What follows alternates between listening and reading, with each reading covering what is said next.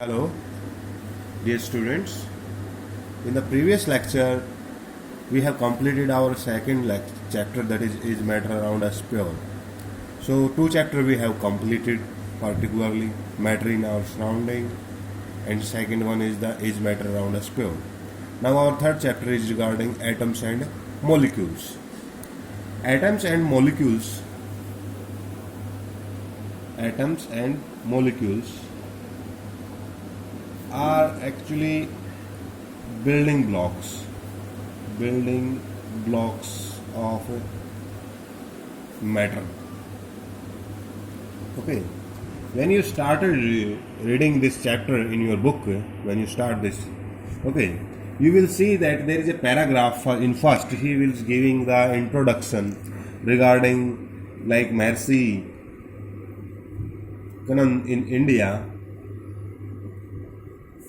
pronounce a word Parmanu. Parmanu is the smallest thing of the matter, mean to say comparable to atom. In atom you can call, in Hindi we will call it Parmanu. Okay, the same way they English philosopher or Greek philosopher give the word particularly atom to that one. That atom is the smallest.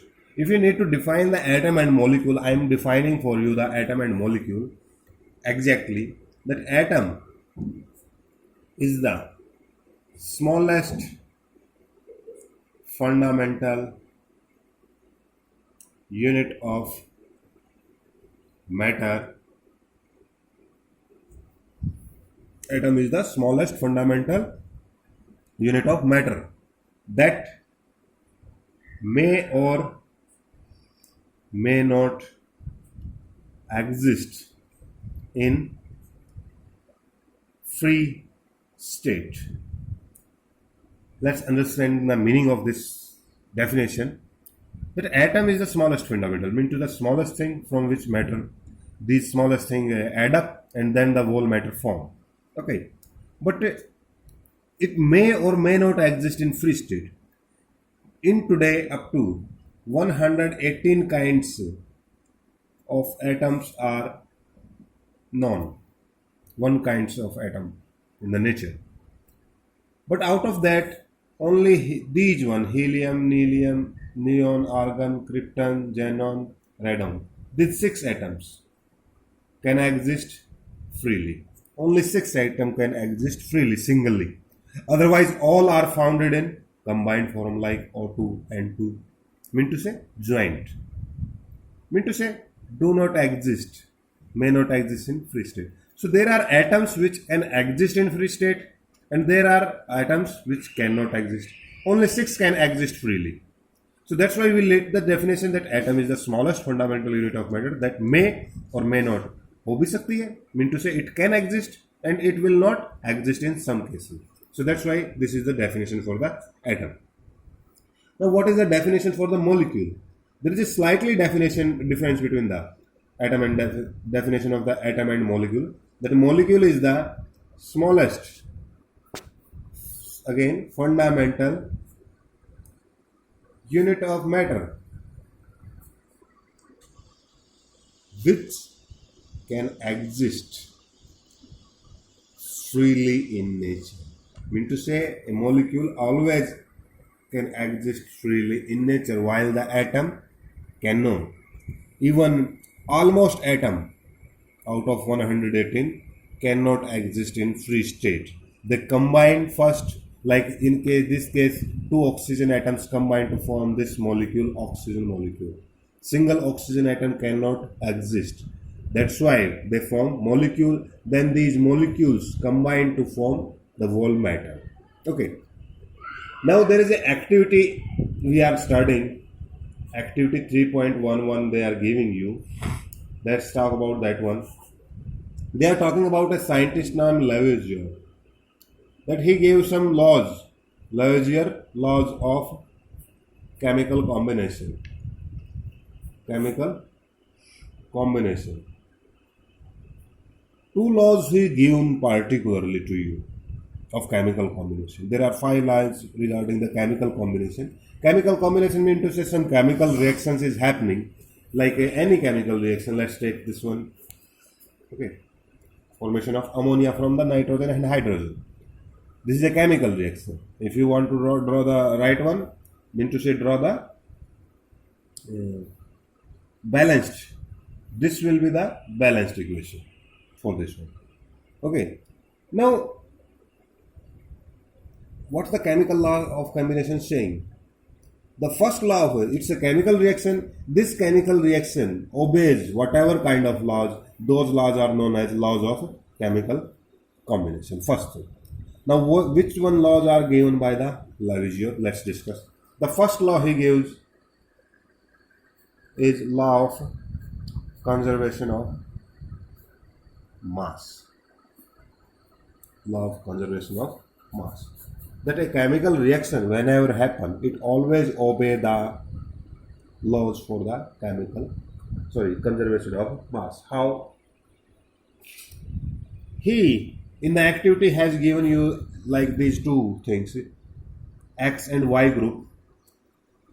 Okay, in X group some salts like copper sulfate, okay, sodium nitrate.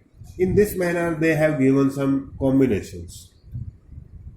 Okay, now they want you, there are three givens particularly, X group, Y group. You can choose one from X, one from Y, and there is a given figure given to you about a flask in this manner. In this flask they have shown you a test tube over here. In this test tube you have to put the mixture of these two aqueous, and then you have to heat the flask, and this flask is above closed by the cork. So now he asked some question regarding the activity in the last. What are those questions? The first question he asked that does that anything appear in the test tube? So yes, there appear turbidity. Turbidity means to say movement in the, because there is a chemical reaction going on in that case. Okay. Second question he asked in that is the mass before the chemical reaction and after the chemical reaction is the same? Yes, before and after the chemical reaction, the mass of reactant and is equal to product. You can say the whole concept of law of conservation of mass saying that mass of reactant is always equal to mass of product. That is says law of conservation of mass. Okay, so the reaction, you will see that the mass, if you measure the carefully, the mass will remain same before the reaction and after the reaction. Now what's the second thing, last question he asked, that why we cork that, mean to say why we close this flask? Because we close this flask because of what? Because if there is any gaseous substance produced during the chemical reaction, that will leave out from the flask, and we will not able to measure the mass of the product accurately because product has escaped. If there is a gaseous product, the product will escape from the flask. That's why we close it by the cork. So that's the reason behind that why we close the flask. Okay. So now today we have just discussed the first paragraph and your first activity of this chapter. So now to read up to the topic, that is your homework particularly, read up to the topic. Second thing what you will do, you will make notes in fair notebook. Third thing what you will do, you will read activity 3.1.2 as well. Okay, that is your homework particularly dear for today. Today we have discussed, I am again repeating, the first paragraph in which he discussed about how the concept build up regarding the atom and molecule. Okay, definition for atom and molecules is not given in your book particularly in so perfect manner, that's why I have given you that. Then first law given by the Lavoisier, that is law of conservation of mass, we have discussed. Tomorrow we will discuss about his second law. So today you will do the given homework particularly. Okay, thank you.